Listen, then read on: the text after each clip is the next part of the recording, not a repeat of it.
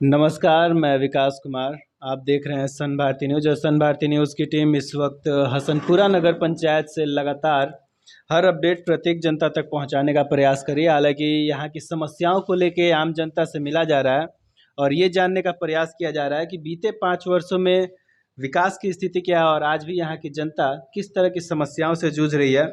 हालांकि इस वक्त देखा जाए तो नगर पंचायत का चुनाव काफ़ी नज़दीक है और सभी प्रत्याशी लगातार जनसंपर्क में लगे हुए हैं और हमारी टीम उनमें से जो चर्चित चेहरे हैं उनसे हम मिल रहे हैं और ये जानने का प्रयास करें कि इस बार चुनाव किस मुद्दे के साथ लड़ा जा रहा है, क्या मैनिफेस्टो है।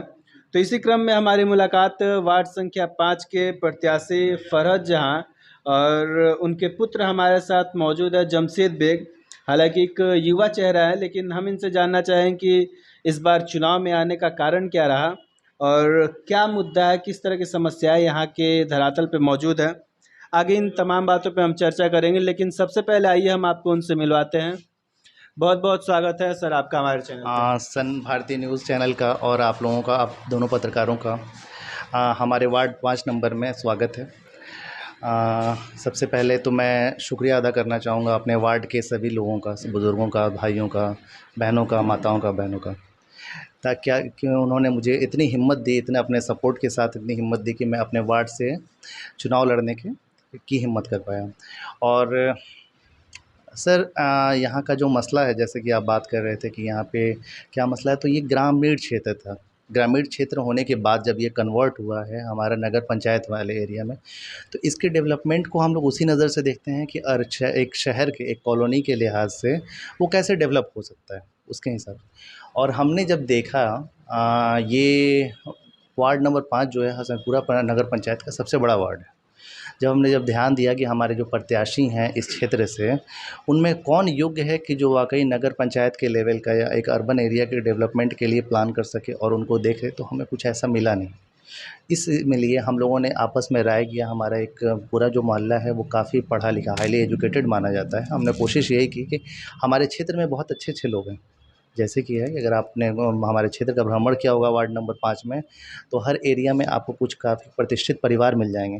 उन लोगों ने मिलकर एक राय ये किया कि हमें एक अपना प्रत्याशी देना चाहिए जो योग्य हो। उस योग्य हो ताकि वो जब बदली हुई परिस्थितियों में, जब नगर पंचायत के ऑफ़िस में जो चीज़ें हैं, अपने हमारे क्षेत्र के मुद्दों को मज़बूती के साथ रख सके। इसी सब चीज़ों को मज़बूती के साथ रख सके, एक ऐसी स्ट्रैटेजी बना सके जो लॉन्ग टर्म में चले। आज देखिए, आज नगर पंचायत जब तक पंचायत था तो इसमें वो जल की समस्या नहीं होती थी, यानी कि पेयजल की समस्या नहीं होती थी। क्योंकि क्या था कि आज चारों तरफ खुली जगह थी, हमारे घर के ठीक पीछे खेत है और इस तरफ खेत है, ये सारी चीज़ें खेत हैं, तो उसकी वजह से वाटर लेवल हमेशा मेंटेन रहता था। लेकिन हमेशा ये तो नहीं होने वाला है। आस-पास वहाँ पे जब डेवलपमेंट हो जाएगा, जब ये पैक हो जाएगा, तो फिर हम लोगों को पेयजल की समस्याएँ होने लगेंगी।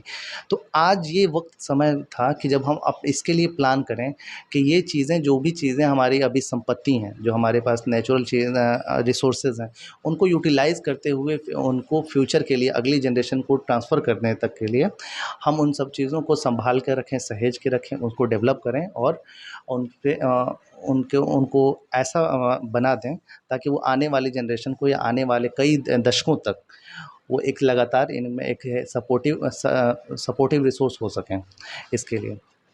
तो जैसे कि ये आपका पहला चुनाव है, हालांकि हम बात करें तो आप एक युवा चेहरा के साथ सामने हैं, तो क्या यहाँ की जनता के मन में कहीं ये भ्रम तो ना रहे कि शायद राजनीतिक अनुभव की कमी हो। राजनीति से हमारा पुराना नाता है। मेरे पिताजी जावेद बेग भाकपा माले के एक अच्छे नेता थे। उन्होंने 2005 में रघुनाथपुर से विधानसभा का चुनाव लड़ा था। फिर हमारी पार्टी ने उनको 2010 में वापस से वहाँ का दरौदा से टिकट दिया। तो वो उन्होंने 2 बार चुनाव लड़ा है, विधानसभा का चुनाव। उसके पहले 2001 में जिला परिषद का चुनाव लड़ा था, उसमें वो बहुत कम वोट से हारे थे। लेकिन ये कामयाबी नहीं मिली, लेकिन वो लगातार संघर्ष करते रहे, अपने क्षेत्र को लेकर संघर्ष करते रहे। हमारा अगर आप मोहल्ला घूम कर देखेंगे तो वो किसी शहर की कॉलोनी से कम नहीं लगता है। ये वजह है कि हमारे शिक्षित होने की वजह से हम अपने अधिकारों को लेकर जागरूक हैं। हम कोशिश ये करते हैं कि हमारे जो अधिकार हैं उनको हम हासिल करें, चाहे लड़ के करना हो या जैसे करना हो। हमने अपने क्षेत्र को डेवलप कराया। जो हमारे जनप्रत्याशी थे उनके सपोर्ट के बिना या अपने पास से, अपनी मदद से हम लोगों ने क्या किया, अपने क्षेत्र को बिल्कुल क्लीन लगाया। जब एक एक बार हमारा जो ये को मोहल्ला है, अगर आप एक बार घूम के देखेंगे तो पूरे हसनपुरा नगर पंचायत से यूनिक दिखता है। ये हमारी मेहनत है, हमारे लोगों की मेहनत है कि हमने उनको उस लेवल तक मेंटेन कर रखा है। और राजनीति की जहाँ तक अनुभव की बात है तो मैंने बता दिया कि हमारे खून में ही राजनीति है। और दूसरी बात है कि युवा चेहरा होने के साथ जो बात करते हैं, युवा चेहरा होने की जो बात करते हैं, अब उसमें मैं बहुत ज़्यादा वक्त नहीं हुआ मुझे इस वापस इस क्षेत्र की समस्याओं को लेकर समस्याओं को देखते हुए। मैं एनआईटी पटना में था। मैंने गेट क्वालिफाई किया था, ऑल इंडिया 283 रैंक। फिर उसके बाद जब मैंने गेट क्वालिफाई किया उसके बाद मुझे आईआईटी मिल रहा है, तो मैंने आईआईटी ना लेके एनआईटी पटना लिया था। वजह ये थी कि मैं अपने क्षेत्र के करीब रहना चाहता था, लोगों को समझना चाहता था। तो मेरी जो पढ़ाई का जो स्पेशलाइजेशन था वो टाउन प्लानिंग था, अर्बन एंड रीजनल प्लानिंग से मैंने पोस्ट ग्रेजुएशन किया। उसकी वजह यही थी कि मैं चाहता था कि मैं, और इवन मेरे जो रिसर्च एरिया था वो सिवान का डिस्ट्रिक्ट प्लान था। मेरी हमेशा से ख्वाहिश थी कि मैं जिस क्षेत्र में पैदा हुआ हूँ, जिस क्षेत्र में पला बढ़ा हुआ हूँ, उसके डेवलपमेंट को एक ऐसा गाइडेंस दे सकूँ, एक ऐसे वे में उसको ले जा सकूँ जिससे फ्यूचर डेवलपमेंट के रास्ते खुलते रहें इससे, और हमारा क्षेत्र जो है वो तरक्की करता रहे। तो जो सपना लेके आप चले हुए हैं, क्या वार्ड पार्षद पद से ये तमाम कार्य संभव है? देखिए सर, सबसे पहले तो हम लोगों का जो चेयरमैन और वाइस चेयरमैन था हसनपुरा का, वो अति पिछड़ा पछड़े भाइयों के लिए रिज़र्व हो गया था। तो उसका सम्मान करते हुए, सरकार की चीज़ों का सम्मान करते हुए हमने उन दोनों पोस्ट पे लिए होने किया। लेकिन शुरुआत तो हमें कहीं कहीं से तो करनी होगी।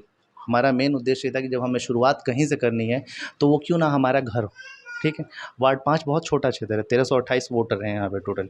लेकिन हमने यहाँ पे इसकी शुरुआत की। यहाँ से हमने कोशिश करी कि यहीं से अगर हम शुरू करते हैं और धीरे-धीरे यहीं को, इसी क्षेत्र को डेवलप करके एक आदर्श वो करें। जैसे कि मैं आपको वार्ड 5 में बोल रहा हूँ कि मेरा मोहल्ला इतना अच्छा है क्योंकि हम लोग सबने मिल के बनाया है। हमने इसको मिल के बनाया है, इसमें हर चीज़ का हम ख़्याल रखते हैं। उसके बाद का मैं आपको अगर कहूँ कि हसनपुरा वार्ड में जब अगले 5 साल में जब आप मेरा चेयरमैन या वाइस चेयरमैन के लिए इंटरव्यू लेने आएँ, तो आपको मैं कह सकूँगा आप वार्ड 5 जाके देख लें एक बार। वार्ड 5 देख लें, जो उसकी जो विकास की जो धारा है, वो एक आदर्श धारा है, ऐसा कह सकता हूँ। तो ये इसके लिए मुझे स्ट्रगल करना है। मेरा इरादा यही है कि मैं एक आदर्श खड़ा कर सकूँ। इसके लिए मुझसे जो होगा मैं करूँगा।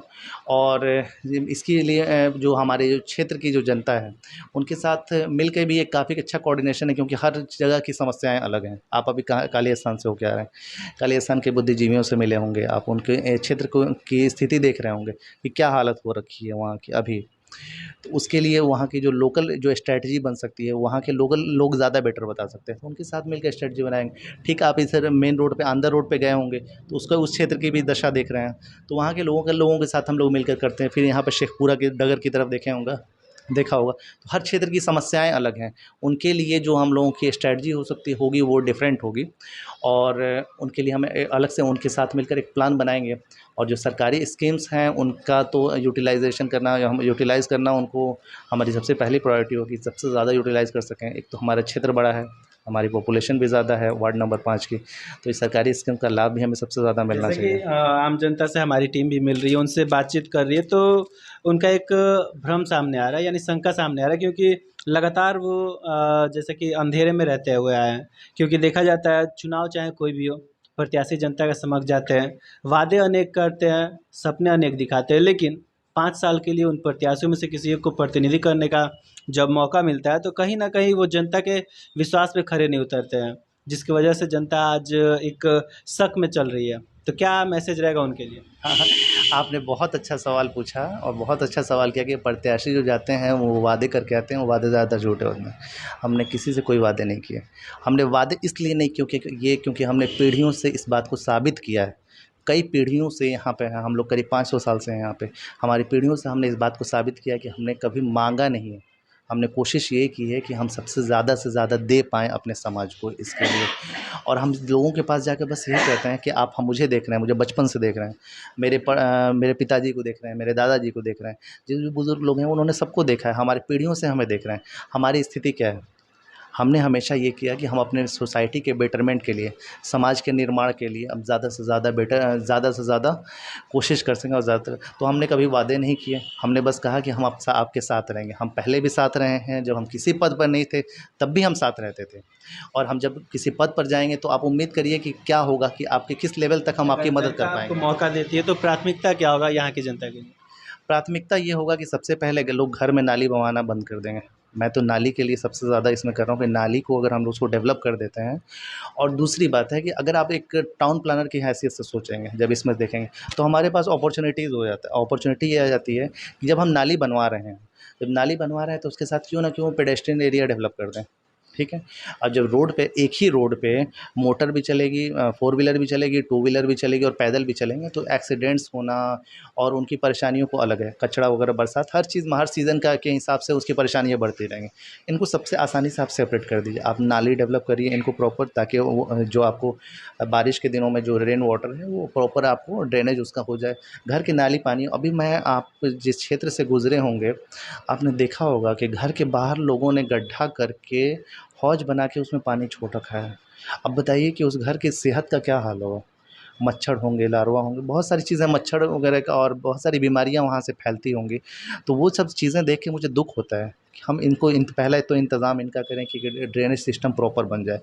और यही बात नहीं है, अगर मेरे वार्ड में आप देखेंगे ना तो हमारे पूर्वजों ने एक बहुत प्रॉपर ड्रेनेज सिस्टम बना रखा था। कई तालाब हैं, उनका पूरा का पूरी कनेक्टिविटी है, अंदर अंदर कनेक्टिविटी, और फिर वो रिवर में जाती है। आज के वक्त में वो आया होगा, ये वेस्ट वाटर ट्रीटमेंट प्लांट आया होगा, लेकिन हमारे यहाँ सैकड़ों सालों से था। बस ज़रूरत इस बात की है कि उनको वापस से ओपन किया जाए और वापस से उसको वर्क करने लायक बनाया जाए, और फिर से हमारा ये कामयाब रहेगा। तो जो सपना लेके चले हैं वार्ड नंबर 5 के लिए, क्या अपील रहेगा यहाँ की जनता से उसे सच करने के लिए? अपील की है मेरी इस जनता से, तो यही अपील है कि आपने हमें देखा है, हमारी पीढ़ियों को देख रहे हैं, हमारे पूर्वजों को देख रहे हैं, हमें भी देख रहे हैं बचपन से। आपने देखा होगा कि हमारे अंदर समाज को जोड़ के चलने की कितनी बड़ी ललक है। हमने कभी जाति धर्म के भी को लेकर कभी बात ही नहीं किया। हमारे पूरे इसने ख़ानदान ने, हमारा पूरा जो हमारी सोसाइटी है उसने कभी लेकर उसमें जाति समाज को लेकर बात ही नहीं करी। हमने हमेशा डेवलपमेंट के लिए किया है। हमने अपना डेवलपमेंट किया, अपने साथ वाले लोगों को डेवलपमेंट किया, दुख दर्द में हमेशा साथ रहे। तो हम आप मौका दीजिए ताकि हम किसी पद पर आएँ और उस पद के साथ हम आपको इस समाज को अपने साथ लेकर आगे बढ़ते चले जा सकें, बढ़ सकें। जैसे कि हमारी बात अभी जमशेद जी से हो रही थी, हालांकि यहाँ पे बहुत सारे लोग मौजूद हैं। हम उनसे ही बात करना चाहें कि यहाँ की समस्याओं को लेके और किस नज़रिए से देखते हैं, यहाँ पे कौन से कैंडिडेट किस लायक है। तो सबसे पहले चाचा, क्या नाम होगा आपका? नासिर खान। अगर हम बात करें, नगर पंचायत बन चुका है, किस तरह की सुविधाएं मिलनी चाहिए? हमारे जमशेद साहब ने जो कहा उस पर वो अमल करेंगे और उससे हम लोग उम्मीद रखते हैं, इसलिए उनके साथ हम लोग हैं। इस वक्त प्रत्याशी बहुत सारे हैं, हाँ, चेहरा इन्हीं का क्यों सामने आ रहा है? इसलिए कि एजुकेटेड हैं, यंग हैं, और इससे उम्मीद किया जा सकता है कि इस कार्यक्रम को आगे बढ़ाएंगे, अच्छी तरह से डेवलप करेंगे। जैसे कि युवा पीढ़ी भी बढ़ चढ़ के राजनीति में हिस्सा ले रहे हैं। हम युवा पीढ़ी से ही बात करना चाहेंगे, क्या नाम होगा अभी आपका? जी, मिर्ज़ा दानिश बेग। अगर हम बात करें यहाँ की समस्याओं को लेके, तो धरातल पे किस तरह की समस्या मौजूद है? समस्या बहुत है यहाँ पे, सबसे ज़्यादा समस्या है यहाँ पे बिजली का। यहाँ पे कोई सुनवाई नहीं होता है, कहीं से कहीं तक भी, या जेई को फ़ोन कर ले या पावर हाउस में फ़ोन कर ले। बिजली का समस्या बहुत ज़्यादा है, और सबसे पहले हम यही कहना चाहेंगे जमशेद बाबू से कि बिजली का समस्या आप सबसे पहले देखें यहाँ पे। क्या वार्ड पार्षद पद से संभव है? जी, संभव है, कुछ ना कुछ करेंगे और बात करके कहीं ना कहीं कुछ होगा, ज़रूर होगा। उम्मीद क्या है? उम्मीद बहुत उम्मीद है, इनसे धरातल पे काम करेंगे। बहुत सारी रोड नालियाँ ख़राब है और सबको सही कराएंगे। तो और भी लोग यहाँ पे मौजूद हैं, हम उनसे ही बात करना चाहेंगे। क्या नाम होगा आपका? मिर्ज़ा कुद्दूस बेग। उम्र बहुत हो गया, बहुत राजनीति देखे जी, होंगे। 64 साल है। हाँ, तो हम राजनीति बहुत देखे होंगे। इस वक्त फिर से चुनाव नजदीक है, हाँ, आप लोग के हाथ में है कि किसे सत्ता पे लाना है? हम लोग को इन्हीं को लाना है, जमशेद बाबू को, क्यों इन्हीं को क्यों लाना है? क्योंकि आज तक ले अभी कोनो जितना जीता है, मुखिया से लेके चाहे ले, कोई काम नहीं किया है। यहाँ के लिए कोई 5 नंबर वार्ड में किसी ने काम नहीं किया, चाहे मुखिया हुआ, चाहे एमपी हुआ, चाहे एमएलए हुआ, आज तक ले किसी ने कुछ नहीं किया।